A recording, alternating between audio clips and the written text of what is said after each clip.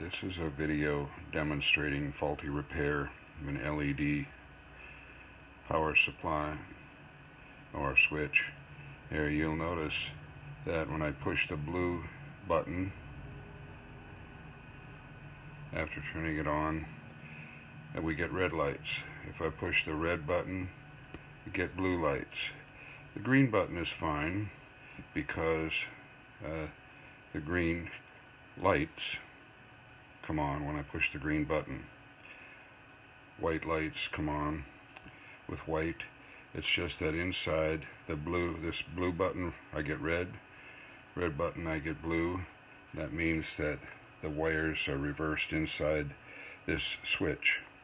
And you can tell that someone tried to repair it because this cable is not attached using the collar that normally comes on a new one. So, sorry I had to go through all this hassle to prove the defect, but anyway, I hope you can resolve this quickly.